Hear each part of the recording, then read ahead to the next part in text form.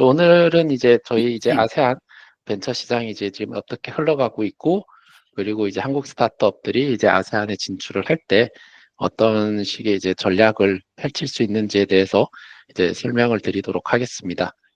네, 저는 김상수고요. 네, 현재 어 저는 이제 회계사하고 이제 CFA 가지고 있고, 이제 경력은 이제 회계법인, 그다음에 이제 중진공, 이제 한국벤처투자 등을 거쳐서 현재 이제 리겔 캐피탈에서 일을 하고 있습니다.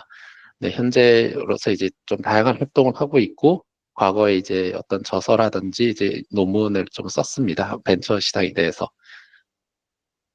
자, 지금부터는 이제 아세안에 대한 소개, 그리고 현재 이제 벤처 시장이 어떤 식으로 흘러가고 있는지에 대해서 말씀드리도록 하겠습니다. 자, 이제 우리가 이제 동남아시아라고 하면, 이제 그 아시아에서 동남쪽으로 이제 위치한 이제 그 아세안이라고 하면은 이제 10개국 모임을 지칭을 하는데, 이제 올해 이제 동티모르라는 나라가 이제 총 이제 동남아시아는 이제 11개의 국가가 있거든요. 그 중에 이제 또 동티모르는 이제 현재 아세안에서 이제 빠져 있는데, 그 동티모르가 이제 올해 공식적으로 이제 가입을 함으로써 이제 아세안 자체가 이제 동남아시아의 전체 국가 11개 국가로 이제 올해 이제 완성이 될 예정입니다.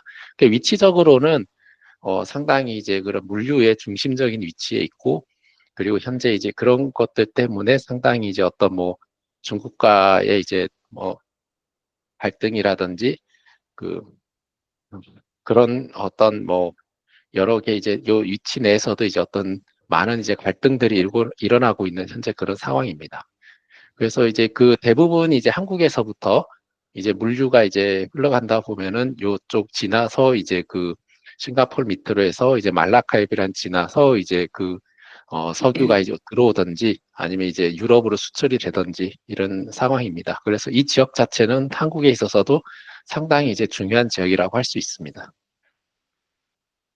아세안은 현재 이제 10개국으로 이루어져 있고, 그 아세안 자체를 이제 만들 때는 이제 EU를 이제 벤치마킹을 해서 만들었습니다. 근데 약간 이제 좀 다른 게 있으면 유럽은 이제 어떻게 보면 대부분이 나라가 뭐 물론 이제 소수 민족이나 이제 종교도 있긴 하지만 큰 범위에서 보면은 이제 기독교 문화가 있고, 그리고 이제 그 대륙으로 대륙으로 이제 연결이 돼 있는 반면에 아세안 자체는 거의 대부분 이제 뭐 대륙도 있지만은 이제 섬이 많습니다. 특히 뭐 인도네시아나 뭐 필리핀 이런 데들은 대부분 이제 섬으로 이루어져 있고요. 그리고 이 그 굉장히 이제 다양한 민족과 그리고 종교 그리고 정치인데도 상당히 이제 다른 현상을 보이고 있습니다. 그 아세안에서 이제 가장 큰 나라는 이제 인도네시아라는 나라고요. 거기는 이제 인구도 한 2억 8천 정도 되고, 그리고 이제 그 땅 자체도 이제 상당히 넓은, 네, 그렇게 해서 이제 아세안에서 가장 큰 나라는 이제 인도네시아고, 그리고 이제 가장 잘 사는 나라는 이제 싱가포르가 있습니다. 근데 싱가포르는 현재 이제 인구 자체가 뭐 그렇게 이제 많지가 않은, 네, 그런 상황이고요. 그리고 이 보시면은 이제 도시 인구 비율 자체는 이제 그 상당히 이제 지금 이제 늘어나고 있는 상황이고, 이 부분에 대해서는 조금 더 이제 나중에 설명을 드리겠습니다.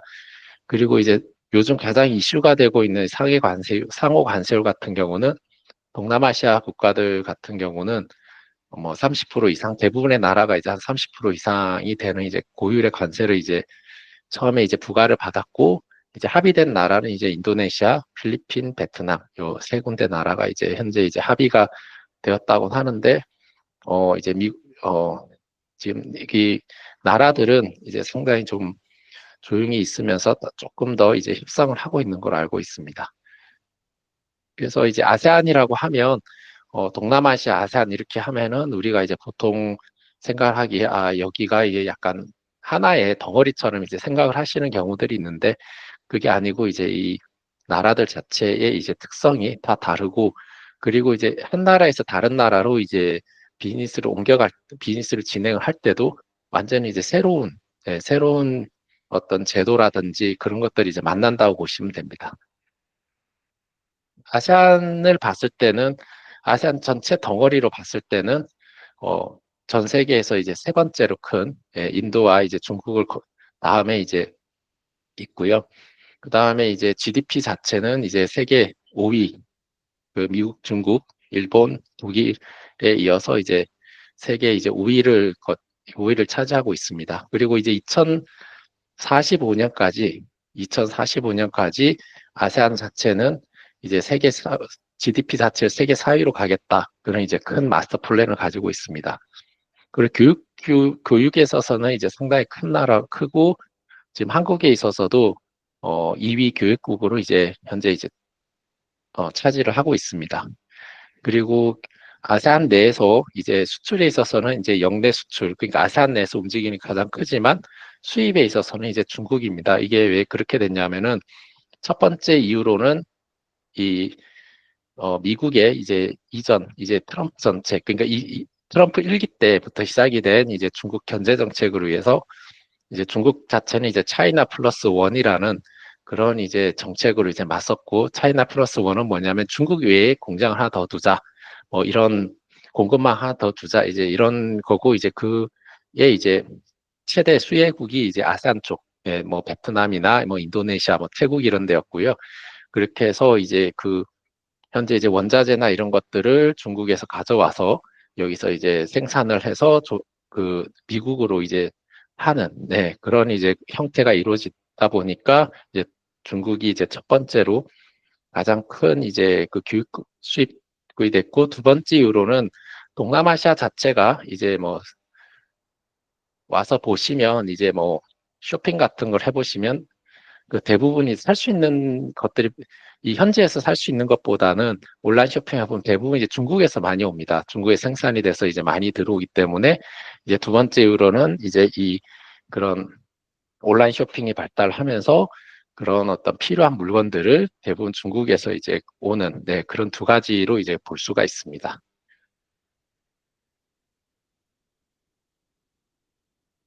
동남아시아 자체는 현재는 이제 인구가 이제 계속 늘고 있습니다. 그게 첫 번째는 이제 무슬림이 이제 가장 큰 나라, 인도네시아는 동남아시아에서 가장 큰 나라인데, 그 무슬림 자체는 이제 낙태를 허용을 하지 않고 있기 때문에 종교적으로 그렇게 해서 이제 상당히 이제 많은 이제 애들을 좀 낳고 있고요. 그리고 이제 굉장히 젊은 나라입니다. 그래서 이제 20에서 54세가 전체 인구의 한 절반을 정도 차지하고 있고, 그리고 두 번째 특징은 동남아시아 자체의 이제 도시에서 사는 인구 비율이 늘어나고 있습니다. 이 이유는 동남아시아 자체의 이제 교육이 예전에는 이제 초등학교도 졸업하지 못한 사람들이 많았는데 지금은 한 98% 정도는 초등학교는 다 졸업하고 있고요, 전체적으로. 그리고 이제 대학 진학률도 상당히 높은 편입니다. 그러다 보니까 이제 도시로 그런 어떤 일자리를 찾아서 들어오는, 네, 그런 이제 유입 인구가 이제 늘고 있고, 그로 인해서 이제 도시 인구 비율이 이제 점차 증가를 하는데, 그런 어떤 도시 자체가 그 유입되는 인구들을 받을 만한 이제 인프라 자체가 제대로 갖춰져 있지 않습니다. 그렇게 하다 보니까 더욱더 이제 교통체증이 심해지고 공해 주거 문제 등 이제 많은 문제가 이제 발생을 하고 있는 상황입니다.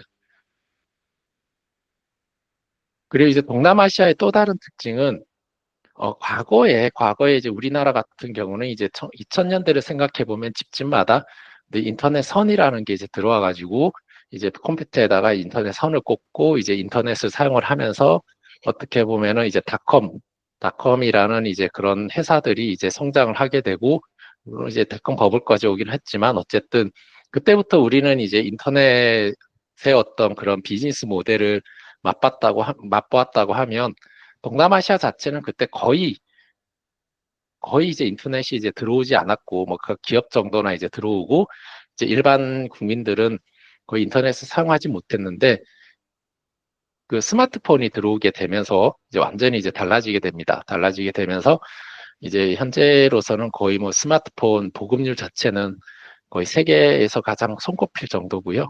뭐 실제로 뭐 어떤 인도네시아 이런 데 가보면은 보통 한 두 대 정도 스마트폰을 들고 다니는 건 이제 보통입니다. 그래서 이제 그렇게 하면서 이제 실제적으로 스마트폰이 본격적으로 이제 보급이 되기 시작한 2012년 정도부터 그런 온라인 비즈니스 모델들이 이제 들어오기 시작을 했고, 거기서부터 이제 성장을 하기 시작을 했습니다. 지금부터는 이제 동남아시아 벤처 투자 흐름에 대해서 조금 말씀드리겠습니다.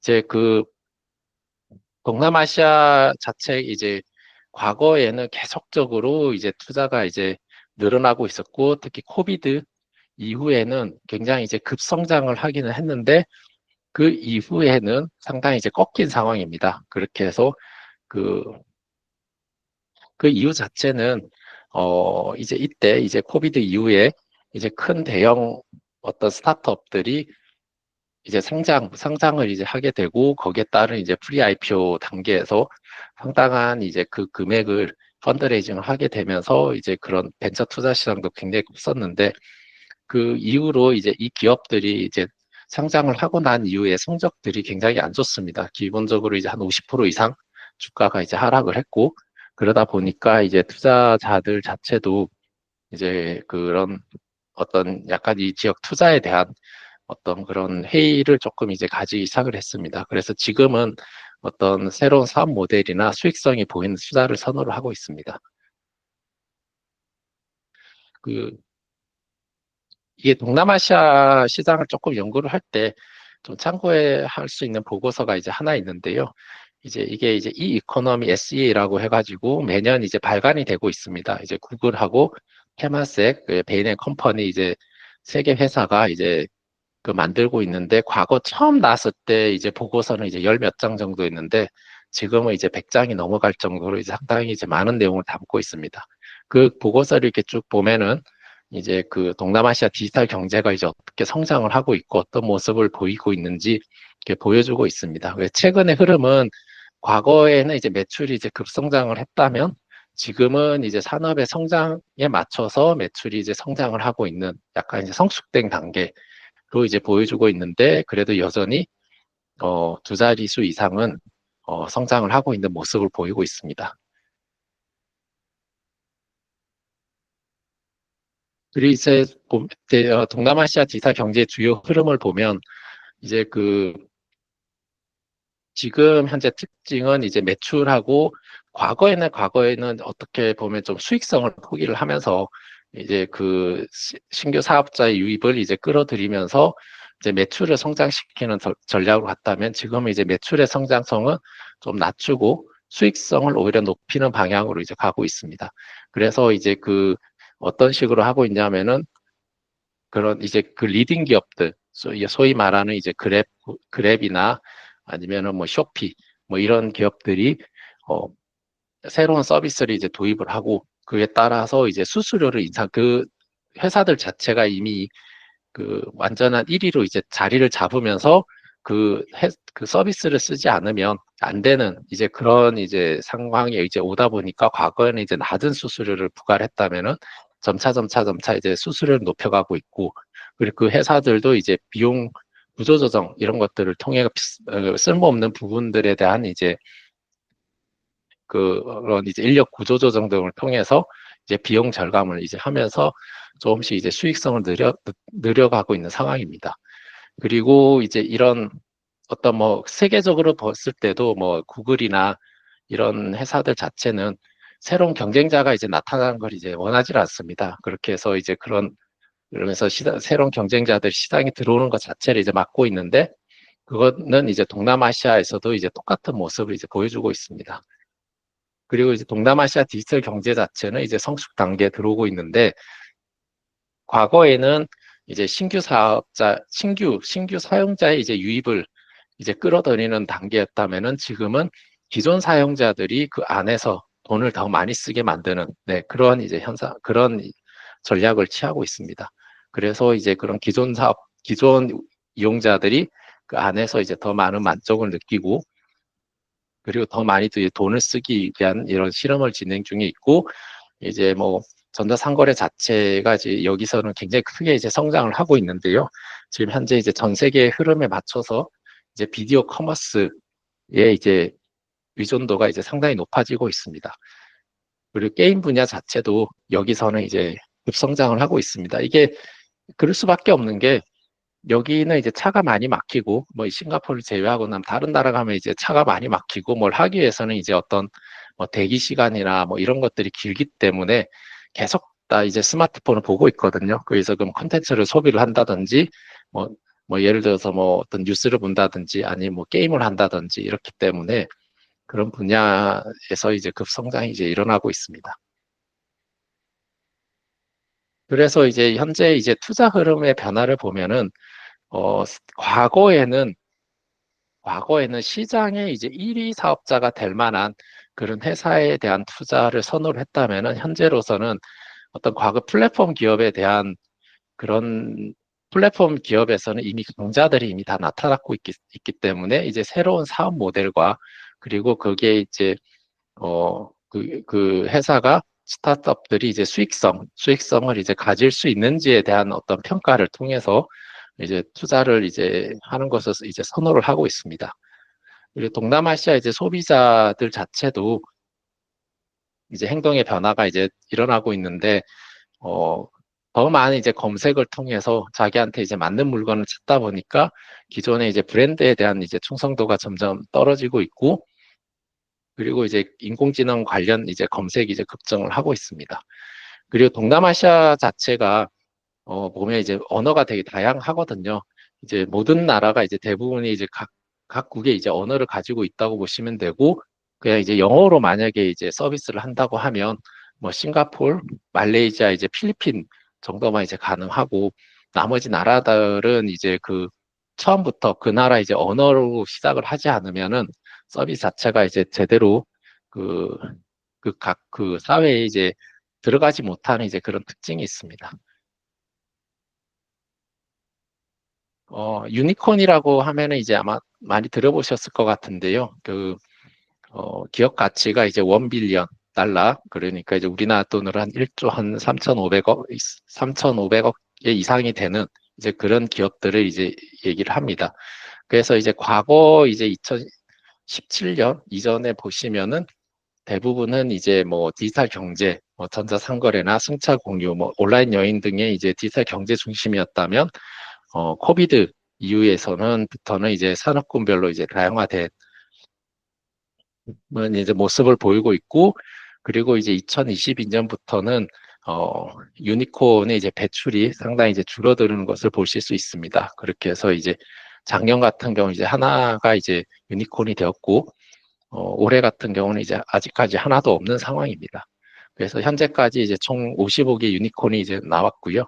그리고 뭐 이제 이피셜이라는 회사가 있는데 이 회사는 어, 그 대형 회계 스캔들이 터져가지고 현재로서는 이제 유니콘이 아닌 상황입니다. 그래서 이 피셔리 사태는 이제 여기서 이제 굉장히 중요한데 지금 현재 이제 이 피셔리 요 회사의 어떤 그 회계 부정이 너무 커가지고 거기에 이제 뭐 소프트뱅크나 그 뭐 테마섹 그다음에 뭐 세콰이어 이런 데들이 이제 투자를 했었는데 거의 투자액 자체는 이제 휴지 조각이 되고 그 1년 만에 이제 그 회계 부정이 터지면서 완전히 이제 투자금 자체를 이제 다 날린 네, 그런 상황이 되면서 이 사태 자체가 이제 동남아시아의 스타트업들에 대한 이제 투자를 어, 조금 이제 음, 어, 안 되게 만드는 그런 요인으로 이제 작용이 되고 있습니다.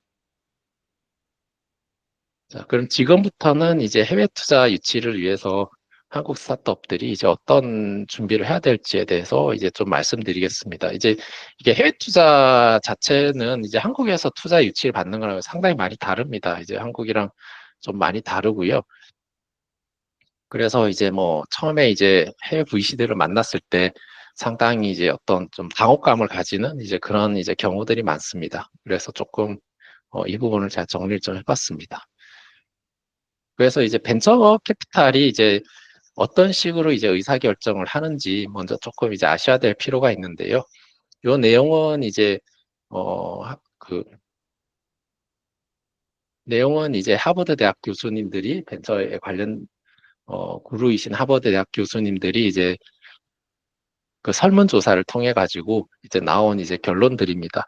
그래서 이제 벤처 캐피탈들은 이제 투자를 할 만한 스타트업을 찾을 때 이제 높은 수익률을 이제 낼 가능성 있는 스타트업들을 선호합니다. 이게 어쩔 수가 없는 게 이제 벤처 같은 경우도 이제 조금 이따 설명드리겠지만은 이제 펀드라는 걸 만들어서 이제 투자를 하게 되는데 그 펀드에 이제 그 기대 수익률이 상당히 높습니다. 20% 이제 이상이 되기 때문에 어떻게 보면은 이제 그에 따라서 이제 큰 수익을 낼 수 있는 스타트업을 찾을 수밖에 없고, 뭐 잘 아시겠지만은 이제 스타트업들 자체에 이게 한 10개를 투자하면 한 2개는 망하고 이제 2개는 이제 크게 되고 나머지는 이제 고만고만 하는 보통 그런 투자 성과를 보이기 때문에 뭐 어쩔 수가 없는 상황입니다. 그래서 이제 그리고 어떤 추천을 통해서 이제 그런 어, 이루어지는 확률이 더 많다. 이제 그런 내용이 좀 정리돼 있고요. 그리고 이제 투자를 할 때 한 100개 정도, 1년에 한 100개 정도를 보면 1개 정도만 이제 실제 투자가 그러니까 한 1% 정도밖에 안 되는 상당히 이제 조금 투자를 받기가 이제 쉽지는 않은 시장입니다. 그리고 이제 이 투자자들이 볼 때, 기업의 이제 여러 가지를 보겠지만은 결국은 뒤에 단계, 레이터 스테이지 단계에서는 이미 회사 자체가 이제 이미, 어, 상당히 이제 IPO 직전이기 때문에 조금 다르겠지만 이제 초창기 회사들을 볼 때는, 창업의 이제 팀들이 어떤지 어떤 사람에 대한 어떤 판단을 하는 게 이제 더 많다고 이제 보시면 될 것 같습니다. 그래서 이런 어떤 사람이 어떤지에 대해서 보는 그런 테스트가 이제 훨씬 많습니다. 그래서 이제 벤처 펀드라는 것도 보면은, 결국 이제 어떤 투자자들의 이제 돈을 받아서 그걸 가지고 이제 스타트업에 투자를 하기 때문에 결국 이제 VC들 같은 경우는 이제 이 투자자들의 돈을 이제 불려줄, 그리고 투자자들한테 더 많은 돈을 돌려주면 돌려줄수록 다음 펀드를 이제 더 잘 만들 확률이 크기 때문에, 그래서 이제 높은 수익률을 이제 보여줄 수 있는 그런 스타트업을 이제 선호할 수밖에 없습니다. 그리고 이제 펀드 자체를 만들 때도 어느 지역의 어떤 어, 단계에서 어떤 업종에 투자를 하겠다. 이런 게 투자 전략이 서 있습니다. 네, 그런 걸 조금 이해를 해주시면 좋을 것 같습니다. 그래서 이제 VC들이 이제 투자를 할 때 어떤 절차를 거치냐 하면은 처음에 이제 만나서 좀 관심이 있다 하게 되면은 그 회사 VC에 가서 이제 피칭을 하게 되고요. 피칭을 할 때는 이제 초반에 이제 강한 인상을 좀 주는 게 중요합니다. 그리고 이제 VC들이 피칭을 하기 직전에 이제 VC들이 어떤 특징들을 가지고 있는지 조사하는 것도 중요하고, 그래서 이제 좀 관심이 있으면은 NDA라는 걸 이제 ND 비밀 유지 계약서에 이제 서명을 하게 됩니다. 그래서 이제 요 NDA 자체는 벤처 캐피탈이 보유하고 있는 양식을 쓸 수도 있고 아니면 이제 회사 양식을 이제 쓸 수도 있습니다. 근데 해외 같은 경우는 이제 NDA 가지고도 그 나중에 이제 투자가 되지 않았을 때 회사의 기밀이 이제 새 나간 경우들이 있어서 가끔 이제 법률적 분쟁이 이제 생기기도 합니다. 그 다음에는 이제 NDA 서명을 하게 되면은 이제 회사가 이제 자료를 VC들에게 제공을 하게 되는데, 그거는 이제 이메일을 그냥 주던가 아니면 이제 데이터룸을 구성을 합니다. 근데 해외에서는 보통 이제 그냥 VC들이 이렇게 얘기합니다. 이제 데이터룸을 열어달라고. 네, 그래서 이제 그런 데이터룸을 이제 준비를 하셔야 되고, 그렇게 해서 데이터룸을 이제 자료를 제공을 하게 되면 그 자료를 가지고 처음에 이제 자료를 가지고 이제 검토를 한 다음에 그게 이제 조금 부족하다고 하면은 전문가들을 고용을 해서 기술 검증을 한다든지 아니면 또 이제 Q&A가 이제 왔다 갔다 하고 회사를 이제 직접 방문해서 이제 또 Q&A를 하고 이런 식으로 해서 이제 실사가 이루어집니다. 그래서 실사를 이루어지게 되면은 그 VC들의 이제 심사역들이 이제 그 실사 보고서를 이제 작성을 하게 되고 그걸 가지고 이제 투자위원회를 이제 VC 내에서 열게 됩니다. 투자위원회는 이제 구성은 VC들마다 다양하고 의사결정 방식도 3분의 2 찬성, 전원 찬성, 아니면 과반수 찬성 등으로 이제 다 다릅니다. 그렇게 해서 투자위원회를 열어서 이제 그런 자료도 검토를 하고 그 다음에 이제 담당 심사역들이 이제 투자위원들이 이제 질문을 해서 그렇게 해서 이제 그 투자를 할지 안 할지에 대한 이제 그런 의사결정이 이루어지고 그게 이루어지게 되면은 이제 구체적인 이제 협상에 이제 들어가게 됩니다. 이제 어떤 수단을 쓸 건지, 기업 가치는 어떻게 할 건지, 네, 그런 항목에 대한 협상을 하고, 그리고 이제 그 협상 결과를 가지고 이제 계약서를 이제 쓰게 됩니다. 그래서 계약서를 쓰게 되면은 이제 계약서를 이제 검토를 해야 되는데 해외 같은 경우는 우리나라는 이제 표준 계약서라는 게 있어가지고 보통 보면 이제 그거를 이게 대부분 쓰고 거기서 조금의 이제 조정이 이루어지는데 해외 같은 경우는 그런 표준 계약서라는 게 달리 있지는 않습니다. 달리 있지는 않고 그러다 보니까 이제 보통 투자 계약서 자체가 한 100페이지가 이제 넘어가는 경우가 많고요.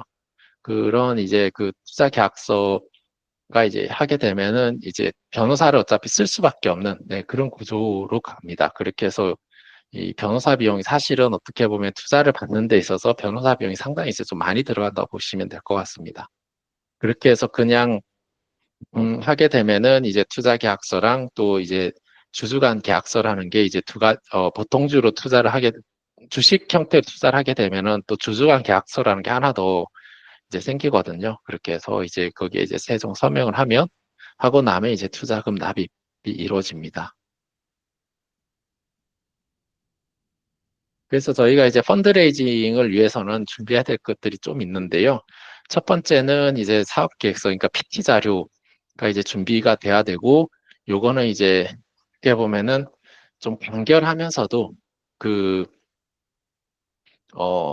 상당히 그 알찬 내용들을 담고 있는, 그러니까 딱 봐서 이제 눈에 들어오는 형식으로 이제 만들어지는 게 상당히 중요합니다. 그 정보를 이제 전달을 이제 어떻게 할 것인지, 자기 회사에 대해서 투자자들에 대한 정보 전달을 어떻게 할 것인지에 대한 어떤 고민을 좀 많이 하셔야 되고요. 그리고 이제 그 전체적인 흐름에는 이제 스토리가 이제 담겨 있어야 됩니다. 스토리가 이제 일관되면서 설득력 있게 이제 스토리가 이제 담겨 있어야 된다고 보시면 될 것 같습니다. 그래서 이제 다음에는 사업 계획서에서 포함될 항목들이 쭉 여러 가지가 있는데 이거는 뭐 이런 거 다 담아라 뭐 이런 게 아니라 그냥 약간 좀 뭐 예시사항으로 보시면 될 것 같고요. 이런 것들이 조금 담겨야 된다. 그리고 뭐 회사의 사정에 따라서 좀 구성이나 뭐 이런 것들은 다 달라질 수는 있습니다. 달라질 수는 있는데 예, 전체 풀 버전에서는 뭐 이 정도 내용은 좀 들어가는 게 좋다. 네, 이제 그런 그렇는 게 좋을 것 같습니다. 그래서 근데 회사의 산업이나 뭐 회사의 이제 어떤 단계 이런 거에 따라서 이제 다 달라질 수는 있습니다. 그리고 뭐 순서도 다 바뀔 수 있고, 네, 그렇습니다. 그리고 이제 그 펀드레이징을 위해서는 말씀드린 대로 이 사업 계획서가 이제 중요하고, 그리고 이제 피치덱이 이제 준비가 돼야 되는데, 이건 이제 두 가지로 준비를 하셔야 됩니다. 이게 뭐냐면은 이제 NDA 이전에 어, 티저 형식으로 줄 수 있는 이제 PT 파일이 하나 있어야 되고요.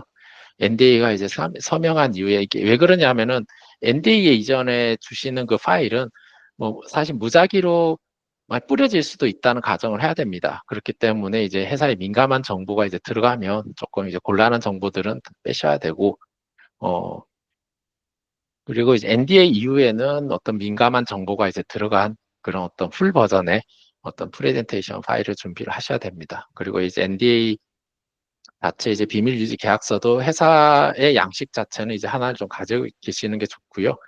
그리고 이제 데이터룸 자체 말씀드린 대로 이제 사실은 이제 뭐 준비를 해야 되고 요 데이터룸 자체는 뭐 그, 그 구글 드라이브를 써서 그걸 이제 공유를 하는 방식이 하나가 있고 그러지 않으면 이제 데이터룸 제공하는 회사가 상당히 많이 있거든요. 그런 것 중에 툴을 하나 가지고 이제 쓸 수 있는 방법이 있는데 이제 두 가지의 차이점이 뭐냐면은 이제 구글 드라이브 자체는 이제 공유만 가능하고 어떤 추적이 좀 불가능하다고 하면 그 데이터룸 제공업체가 전문 제공업체가 제공하는 이제 그 툴들은 누가 이제 접속을 했고 누가 어떤 자료를 다운로드 받았고 그리고 이제 그런 것들의 어떤 이 추적 자체가 이제 가능합니다. 대신에 이제 비용이 이제 조금 들어가는데 그거는 이제 다 다양해가지고 좀 서칭을 하셔서 이제 본인한테 맞는 그런 데이터룸 툴을 이제 선택을 하셔야 됩니다. 그래서 데이터룸 구성을 할 때는 이게 짧은 뭐 형태의 핵심적인 정보만 제공하는 데이터룸하고 그 다음에 이제 그 회사에 이제 어떤 전체 정보가 들어간 데이터는 두 개로 나눌 수도 있고 아니면 이제 스테이지 2만 이제 준비를 하셔도 되고요. 그거는 이제 회사의 상황에 따라 조금 바꾸시면 될 것 같습니다. 그리고 뭐 요것도 그냥 예시 사항이고 좀 뭐 회사의 상황에 따라서 좀 조정은 다 가능합니다. 그래서 뭐 순서라든지 내용이라든지, 네, 그리고 이제 뭐, 하다가 이제 투자자들이 요구하는 다른 이제 요청 자료가 있으면은 데이터룸에다가 메일로 이제 주는 게 아니라, 데이터룸에 이제 업로드 했으니 여기를 이제 보세요. 그렇게 하고, 왜냐하면 그걸 그 요청한 자료는 이제 뭐 다른 투자자들도 요청을 할 수도 있기 때문에 그냥 그 데이터룸에다가 한꺼번에 이제 업로드 시켜 주시는 게 이제 편합니다. 그리고 이제 약간 우리나라는 이제 주주명부를 보통은 주는데, 해외 같은 경우 이제 캡 테이블이라는 걸 이제 요구를 하거든요. 캡 테이블이 이제 뭐냐면은 어떤 투자 라운드들이 이렇게 이제 구성이 돼 있고, 이제 투자자들이 이제 왼쪽으로 구성이 돼 있는데, 그 투자자들이 어떤 밸류로 이제 얼마만큼의 이제 그 주식을 받았는지, 그래서 최종적으로 지분율이 이제 이번 내가 투자를 하게 되면 내 지분율이 어느 정도 될 것인지 이렇게 보여주는, 과거의 투자자들이 뭐가 있고 어느 정도의 지분이 있고 내 지분은 어떻게 되고 그런 밸류에이션이 이제 어떻게 흘러왔는지를 한눈에 이제 보여주는 툴입니다. 그렇게 해서 어, 이제 이런 캡 테이블이라는 것도 이제 만드셔야 되고요. 만드셔야 됩니다. 그래서 이제 마지막으로 이제 펀드레이징에 대한 정리를 조금 해드리면은, 제일 먼저 이제 벤처 캐피탈들을 만나셨을 때 이제 질문을, 너네들은 이제 어디에다 투자를 하냐?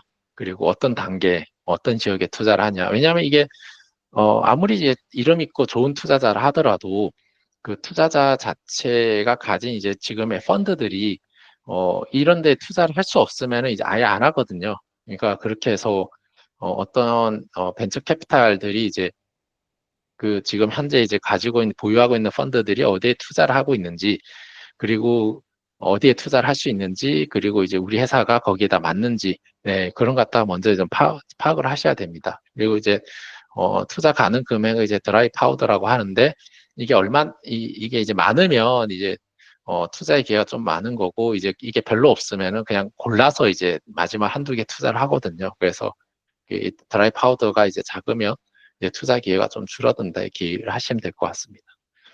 그리고 이제 해외 투자자들 같은 경우는 어 약간 처음 투자를 하는 데 있어서는 상당히 좀 오래 걸립니다. 뭐 6개월에 적어놨는데 대부분 1년 이상 걸리고, 이게 왜 그러냐면은 이 회사 관심이 있다고 이렇게 봤을 때, 이 회사의 애티튜드가 어떤지, 그리고 그 회사가 얘기한 대로 실제로 이제 가고 있는지, 이런 것들 좀 보고 이제 투자를 합니다. 근데 이 한국 투자자랑 해외 투자 좀 다른 점 뭐냐면은, 해외 투자자들이 이제 한번 투자를 하고 나면 이제 상당히 뭐 네트워크 형성인데 적극적으로 도와주고, 그리고 이제 팔로운 투자라고 그래가지고 후속적으로 이제 계속 투자를 하고, 그 회사 좋은 같은 경우는 본인들이 이제 돈을 모아서 다른 투자자들의 이제 돈을 모아서 그걸 리딩 투자라고 하는데, 이렇게 들어오는 경우들이 상당히 많습니다. 그렇게 해서 이제 그런 특징들이 있고요. 그리고 뭐 투자를 할 때는 어, 어떻게 보면은 그 최고의 가치를 지닌 투자자들보다는 이제 다른 투자자들이 좋아할지 안 할지, 네, 그런 회사를 좀 더 선호를 하게 됩니다. 그리고 이제 스토리텔링이 상당히 중요한데, 어, 지금은 이제 약간 이제 스토리라고도 많이 얘기를 하잖아요. 그래서 어떤 이 회사의 어떤 성장 과정이나 현재의 모습, 그다음에 그리고 재무상 이런 것들이 이제 하나의 스토리로 이제 그 창업의 이제 이유에서부터 뭐 창업자들의 특성, 그다음에 이제 현재 이제 회사가 진행 중인 방향, 그리고 과거 해왔던 거, 이런 것들이 이제 하나의 스토리로 이어지게끔 이렇게 좀 돼야 되고, 근데 이제 이게 이제 뭐 상당히 허황되게 투자를 받기 위해서 이제 허황되게 얘기한다. 그렇게 되면은 이제 투자자들이 다음부터는 이제 쳐다도 보지 않는 그런 상황이 생깁니다. 그리고 이제 투자 조건들이 있습니다. 그래서 이제 이거 갖다가 이제 텀이라고 보통 이제 부르는데, 어, 그리고 이제 텀sheet 자체를 이제 딱 보시면은, 이게 약간 좀 이해를 못하는 이제 용어들도 있고, 뭐 그런 경우도 이제 상당히 많은데, 이런 이 투자 계약서 자체를 이제 전문가들의 도움을 받아가지고 정확하게 이해를 하는 게 상당히 중요합니다.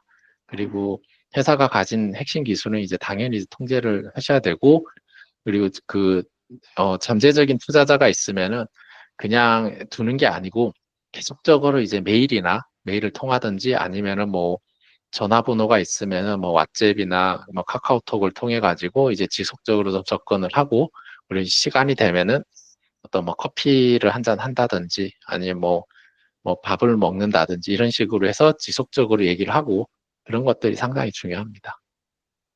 그리고 이제 그 마지막으로 말씀드릴 것은, 보통 스타트업들이 생각하는 현금 흐름이 있는데, 그거는 이제 현실 나중에 보시면은 이제 그 낙관적으로 이제 생각하시는 경우가 많거든요. 그렇게 해서 그렇기 때문에 어떤 사업을 하시는 데 있어서 현금 흐름 관리가 이제 상당히 중요하다고 볼 수 있을 것 같습니다. 마지막 섹션으로 이제 한국 스타트업들이 이제 아세안에 진출할 때 어떤 전략을 쓰는 게 좋을지에 대한 말씀을 좀 드리도록 하겠습니다.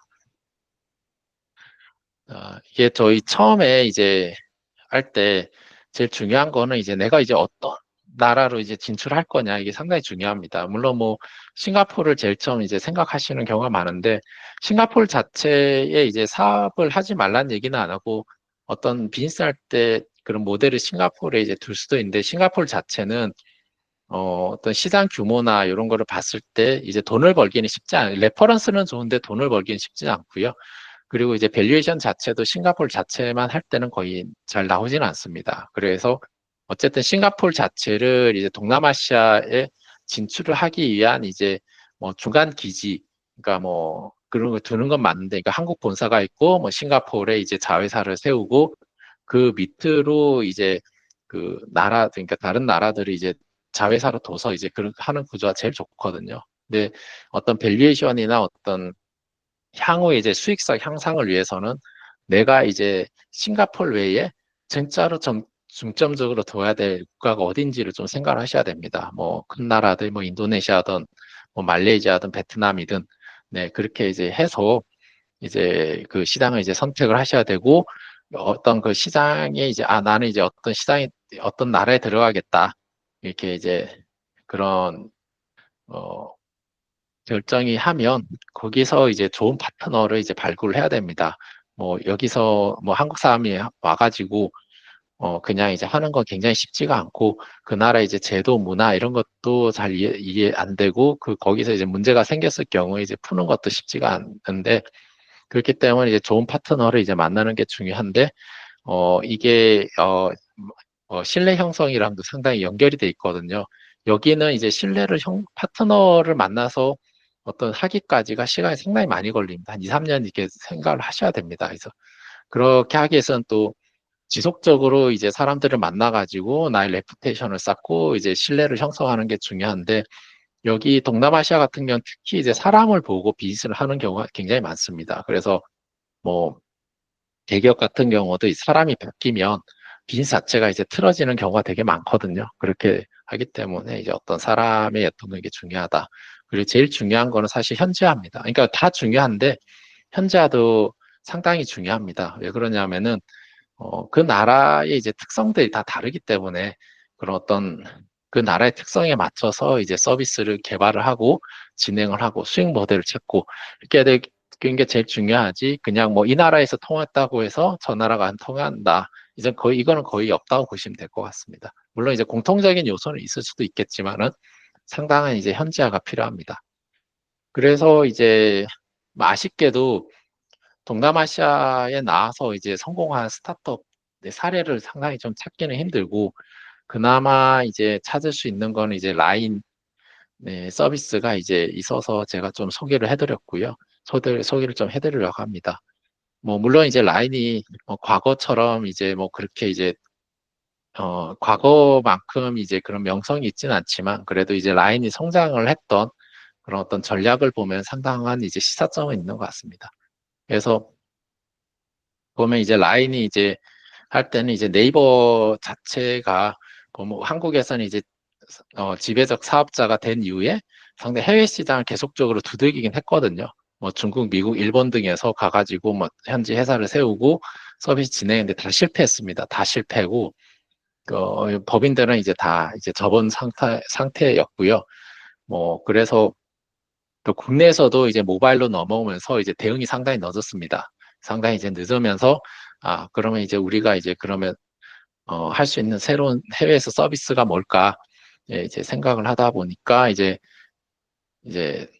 모바일 시장이 성장을 하는데 그게 이제 빈 틈새 시장들을 이제 노렸는데 그게 이제 일본 및 동남아시아 네 그쪽을 이제 타겟을 잡고 이제 메신저 서비스를 이제 시작을 하면서 이제 진출을 했고 그러면서 이제 2011년 당시에 처음 서비스를 시작을 했는데 뭐 2년도 안 돼가지고 상당히 이제 사용자를 이제 확보를 했고 그래서 이제 지금 현재로도 일본, 대만, 태국에서는 거의 국민 메신저 서비스가 돼서 이제 사용을 하고 있습니다.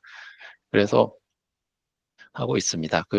그리고 이제 현재로서는 이제 어 그런 어떤 서비스 제공을 통해 가지고 수익 모델도 만들고 그리고 그 나라에 맞는 이제 그런 사업 모델을 찾아서 이제 하고 있습니다. 그래서 뭐 태국 같은 경우는 최근에는 뭐 딜리버리 서비스를 한다든지 그, 또 대만 같은 경우는 이제 택시 사업 뭐 이런 식으로 하면서 이제 그리고 뭐 라인 같은 경우는 이제 태국하고 인도네시아의 이제 모바일 은행 뭐 이런 식으로 이제 진행을 하면서 이제 그 사업을 이제 확장을 하고 있습니다. 그래서 이제 라인의 이제 성공 요인을 이제 좀 보면 이제 처음에 이제 시작을 할 때는 그 나라에 가가지고 이게 정말로 필요한 게 뭐고 또 어떤 식으로 이제 할 땐 상당히 이제 고민을 하면서 이제 그 현지 사람들을 직접 고용을 해가지고 직접 저기 발로 뛰어다니면서 시장 조사를 하고 그렇게 해서 소비자 이제 니즈를 이제 파악을 해가지고 이에 집중한 것이 이제 성공을 한 요인입니다.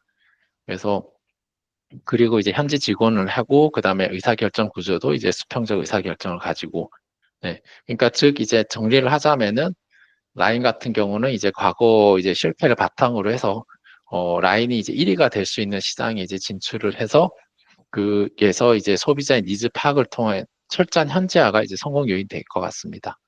요거는 그냥 이제 그 어떤 해외 기업들이 그러면 과연 이제 이 현지화를 통해서 어떻게 성공을 했는지를 좀 정리를 한 거고 이제 KFC, 맥도날드도 보면은 이제 인도네시아에서 어떤 거기 맞는 메뉴 개발, 뭐 할랄 인증, 뭐 그런 할랄 공급망 구축을 통해 가지고 이제 성공을 했고 뭐 인도미라고 해가지고 인도네시아 이제 인스턴트 라면 업체인데 세계 1위입니다. 세계 1위고 거의 전 세계적으로 이제 엄청나게 팔리고 있고 뭐 인도미 자체에 이제 그런 어떤 팬덤 문화가 형성이 돼 있을 정도로 이제 돼 있는데 결국은 이제 이 기업의 이제 성공 요인도 이제 타겟층이 이제 저임금 노동자가 먹을 수 있는 이제 낮은 가격에서 맛있고 그리고 이제 그 현지에 맞춰서 이제 입맛을 조금씩 변형한 게 이제 그 성공 요인으로 볼 수 있을 것 같습니다. 네, 그래서 이제 동남아시아 자체는 결국 이제 뭐 한국 기업이 진출한다고 하면은 뭐 여러 가지 시장 사실 이제 제일 좋은 시장은 이제 할 수만 있으면 이제 그 북미 쪽이 되긴 하겠지만 그걸 제외하고서는 어떻게 보면은 이제 미래 신興장에 있어서는 상당히 이제 좋은 현재 지금이 거의 진출 타이밍의 거의 마지막이 아닐까 저는 이제 생각을 하고 있고요. 예, 조금 더 지나면 이제 중국처럼 한국 기업들이 들어가기 힘든 네, 그런 시장이 될 것 같습니다. 근데 이제 동남아시아 자체는 이제 신흥국에서 경험을 할 수 있는 것들을 조금 다른 데에 비해서는 뭐 남미나 아프리카에 비해서는 조금 약한 형태로 이제 좀 경험을 할 수 있는 그리고 또 여기서는 또 그 무슬림의 어떤 그 세대 이제 무슬림 보유국 인도네시아가 있기 때문에 이제 뭐 할랄 산업을 이제 하게 된다면은 이제 상당히 이제 좀 좋은 시장이 될 것 같습니다. 그래서 어느 정도 이제 신흥 시장에 대한 어느 정도 맛보기와 이제 답을 찾기 위한 시장으로선 동남아시아 최고이지 않을까 네, 그런 생각을 하고 있습니다.